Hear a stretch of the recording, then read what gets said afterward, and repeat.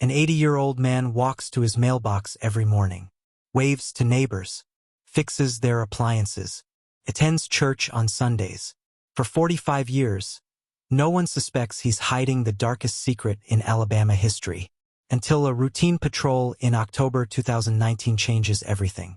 Deputy Marcus Tanner's flashlight beam cuts through the darkness of an abandoned mine shaft.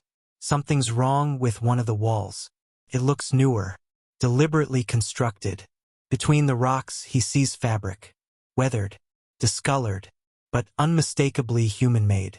What he discovers behind that wall will finally answer the question that haunted an entire county since 1974. What happened to Sarah and Rebecca Martinez? But before I reveal what Deputy Tanner found, hit that subscribe button right now. This channel brings forgotten victims back into the light, and the algorithm needs to see you care about these stories. One click ensures justice stories like this reach millions who need to hear them. Now, let me take you back to where this nightmare truly began. October 17, 1974. A Thursday evening that started like any other in Pike County, Alabama. Two young women clock out of their shift at Murphy's Diner at 8:07 p.m. Identical twins, Sarah and Rebecca Martinez, both 22 years old, both wearing matching blue uniforms with white aprons. "See you tomorrow," Sarah calls out to the night manager.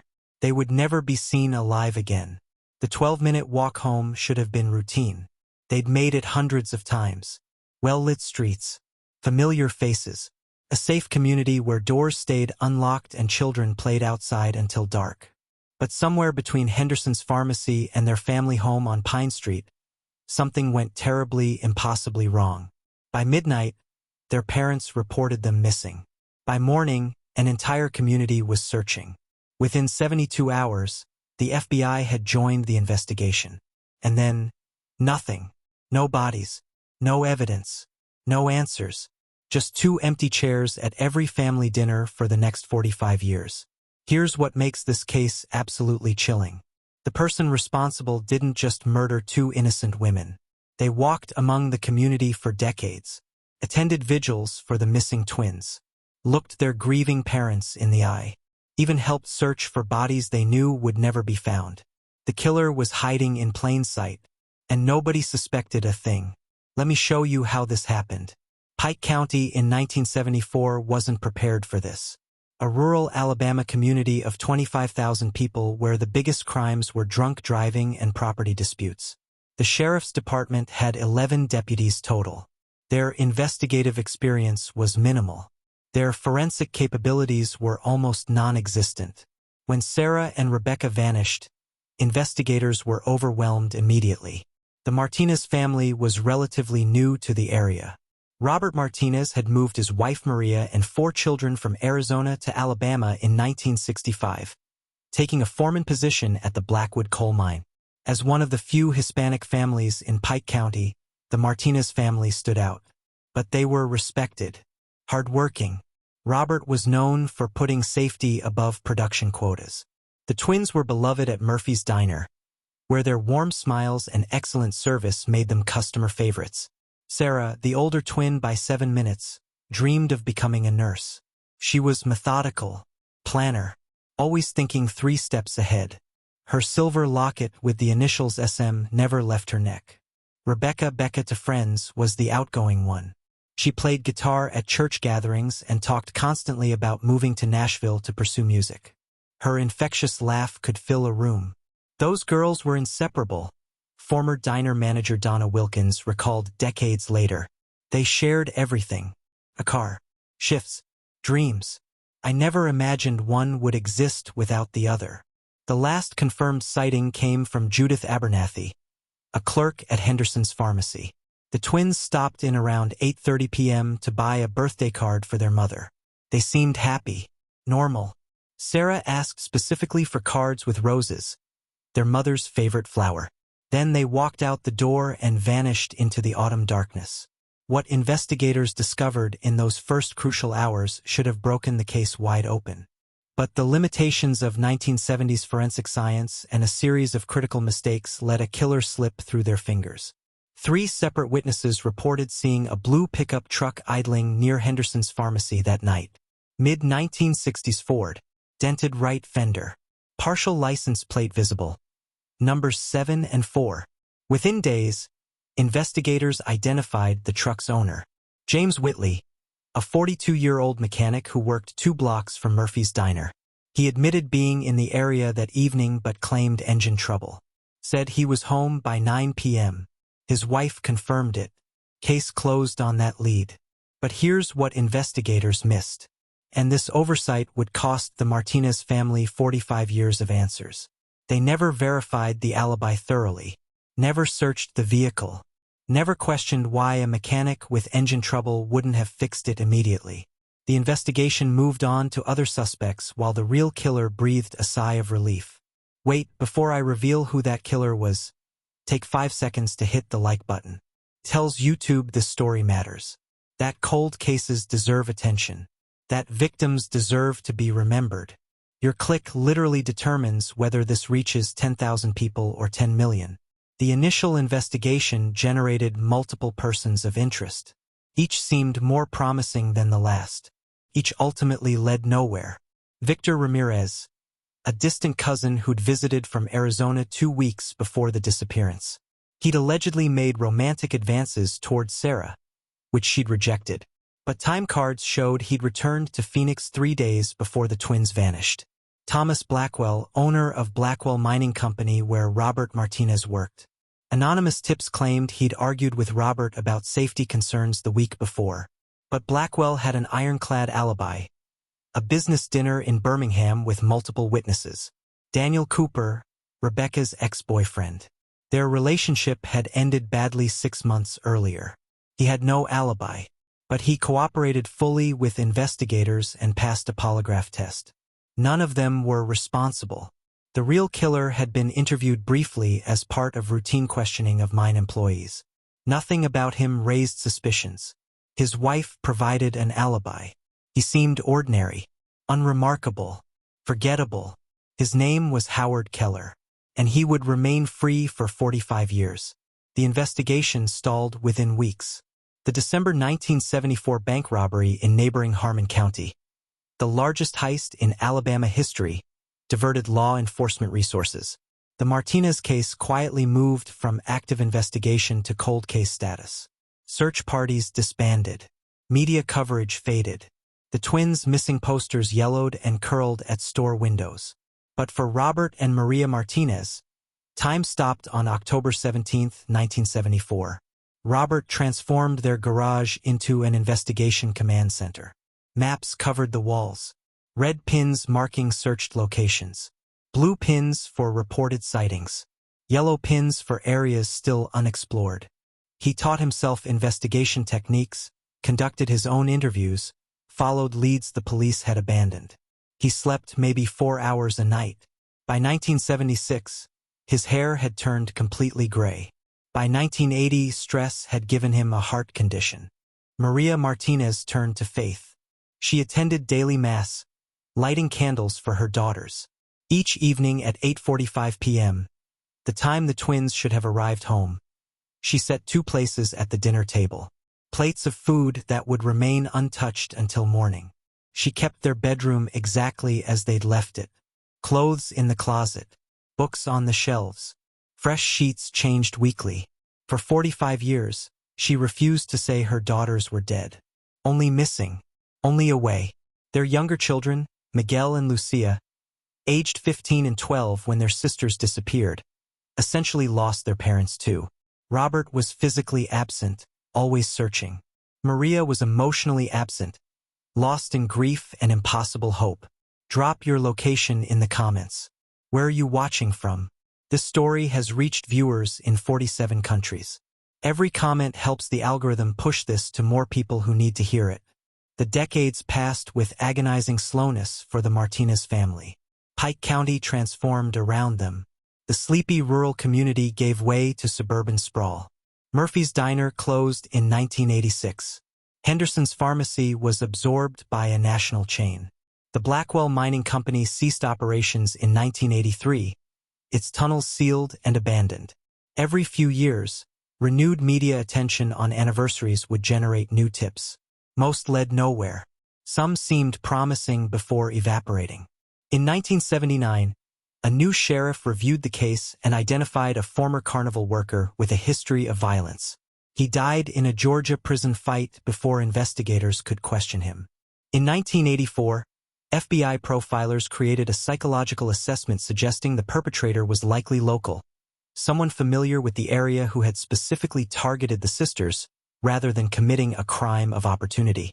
In 1994, the advent of DNA analysis sparked hope, but evidence had been improperly stored.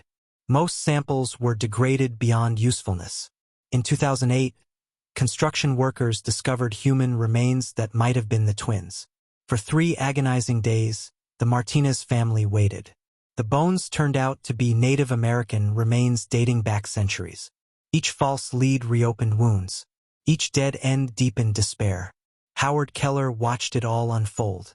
He attended candlelight vigils for the missing twins. He discussed the case with co-workers, always expressing sympathy while suggesting investigators were looking in the wrong directions. "They'll never find those girls looking where they're looking," he told colleagues. No one realized he was practically confessing. Keller lived 6 blocks from the Martinez family home. He'd retired from the mine and spent his later career as a maintenance supervisor at Pike County High School. His neighbors described him as quiet but friendly. He kept his lawn immaculate. He fixed appliances for free. He attended church regularly. After his wife Elaine died of cancer in 2001, he lived alone in the modest ranch house he'd purchased in 1973. To everyone who knew him, Howard Keller was the epitome of an ordinary small-town retiree. The kind of person who becomes invisible through sheer normalcy. October 12, 2019. Almost exactly 45 years after the twins disappeared. Deputy Marcus Tanner responds to reports of teenagers trespassing at the abandoned Blackwood mine. 32, he's too young to remember the original case. To him, it's just another local legend. The mine had been officially sealed since 1983, but determined trespassers had found ways inside. Tanner expects a routine call. Issue warnings, confiscate beer, send kids home with a stern lecture. Instead, he notices something odd about one of the side tunnels. A barrier that looks newer than the others. Not concrete like the main seals, but a deliberate wall of rocks and timber. Between the stones, he spots weathered fabric. He calls for backup, carefully removes several stones. Behind the makeshift wall lies what no one was meant to find. 2 sets of remains positioned side by side in a small alcove. Fragments of blue diner uniforms still clinging to bones. And there, partially buried in disturbed soil, a tarnished silver locket. Initials engraved on its face. SM. "I knew immediately what I'd found," Tanner later testified. "Everyone who grows up in Pike County knows about the Martinez twins.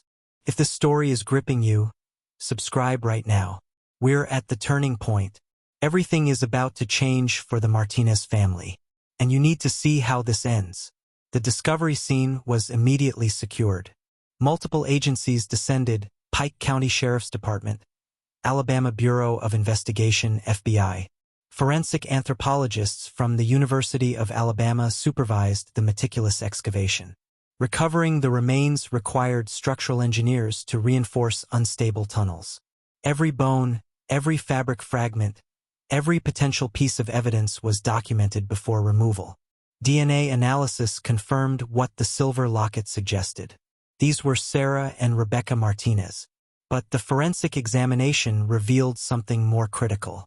Both sisters had suffered similar skull fractures consistent with blunt force trauma from a heavy, flat object. Likely a hammer. The fatal blows had been delivered from behind. They'd been attacked unexpectedly, possibly while walking. The positioning of the remains told investigators something crucial. They weren't dumped. They were deliberately arranged side by side, hands placed together almost reverently. This suggests the perpetrator knew them personally, explained forensic anthropologist Dr. Eleanor Simmons. There was a level of care in their positioning that you don't typically see in stranger homicides. Modern forensic technology that hadn't existed in 1974 provided the breakthrough. Soil samples contained microscopic fibers matching the twins' Murphy's Diner uniforms. Pollen analysis confirmed autumn deposition consistent with October 1974.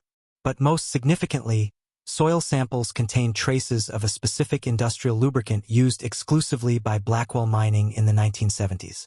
This lubricant had a unique chemical signature, a proprietary formula. Access was restricted to specific personnel, maintenance workers and equipment operators.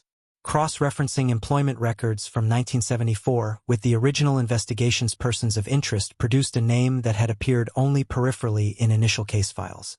Howard Keller, maintenance supervisor at Blackwell Mining in 1974. He'd been interviewed briefly during the original investigation as part of routine employee canvassing. Nothing had flagged him as suspicious. His wife provided an alibi. He seemed unremarkable.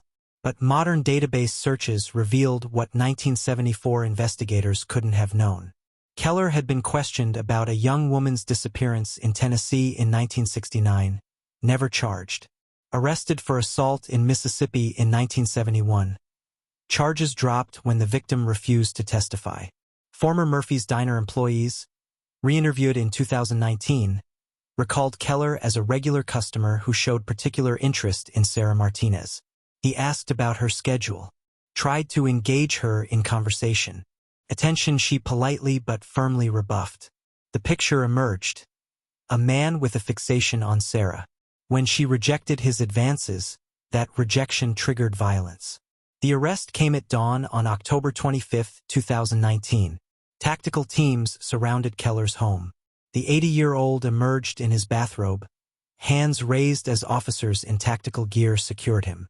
News spread through Pike County like wildfire. Social media exploded with disbelief. Many residents initially assumed a mistake. Howard Keller seemed too ordinary, too integrated into the community to be responsible. Sheriff James Wilson confirmed what many found incomprehensible. Howard Keller was charged with 2 counts of first-degree murder in the deaths of Sarah and Rebecca Martinez. The community's reaction was visceral. It was like a collective gut punch, described Troy Messenger editor Patricia Simmons. Everyone had theories, drifters, serial killers, even supernatural explanations. No one imagined someone who'd been among us all along. Someone who taught Sunday school and fixed our lawnmowers. The search of Keller's home yielded damning physical evidence.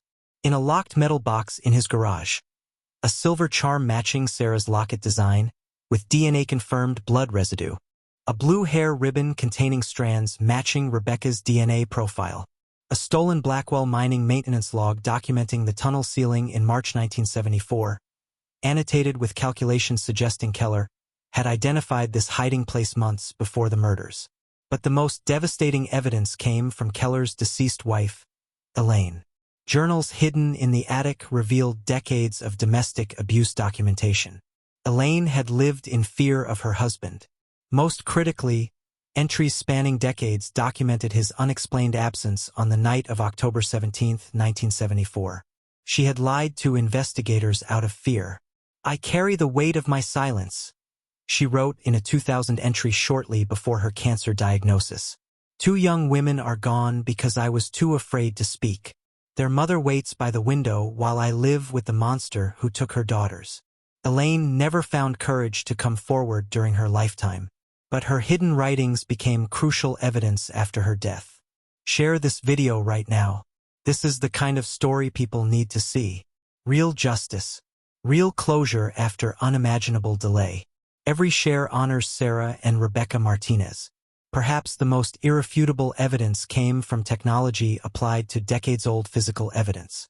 The blue Ford pickup witnesses reported seeing near Henderson's pharmacy the night of the disappearance. Keller had sold it in 1975. Investigators tracked it to a vintage truck collector in Georgia. Although repainted and restored multiple times, forensic technicians using advanced chemical analysis discovered microscopic blood traces in crevices beneath the passenger seat frame. Blood that DNA testing confirmed belonged to both Martinez twins. This suggested the sisters had been transported in Keller's truck after being attacked, likely placed on the passenger side floorboard, explaining why witnesses hadn't seen them inside the vehicle. The trial began in March 2020 as the world grappled with a global pandemic. But Pike County officials were determined to proceed without delay. After 45 years, the Martinez family deserved resolution. The prosecution built a methodical case connecting Keller to the disappearance through physical evidence and witness testimony. Former diner employees testified about his frequent visits and fixation on Sarah. Forensic experts explained how modern technology revealed evidence overlooked in 1974. The defense focused on Keller's age and health, arguing prison would be cruel for an 80-year-old man. Keller remained stoic throughout proceedings. He showed no emotion even when confronted with the most damning evidence. He declined to testify, offered no statement when given the opportunity before sentencing. After 6 hours of deliberation, the jury returned unanimous guilty verdicts on both counts of first-degree murder. Judge Eleanor Simmons sentenced Keller to 2 consecutive life terms without possibility of parole. No passage of time diminishes the gravity of this crime, Judge Simmons stated during sentencing. 2 promising lives were cut short.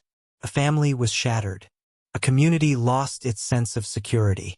Justice may have been delayed, but it will not be denied. Robert Martinez, who dedicated 45 years to finding his daughters, lived just long enough to see their killer brought to justice. He passed away peacefully 2 weeks after sentencing, having fulfilled his promise to Sarah and Rebecca. Maria Martinez, upon hearing the verdict, finally allowed her daughter's bedroom to be packed up. Clothes they would never wear again.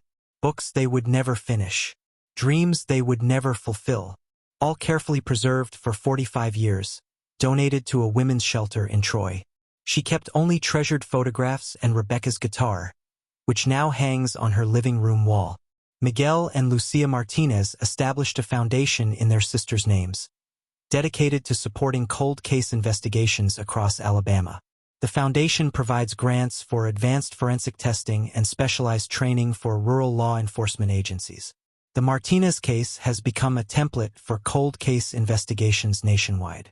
Law enforcement agencies study how modern technology applied to preserved evidence can solve decades-old crimes. The case is now included in FBI training materials.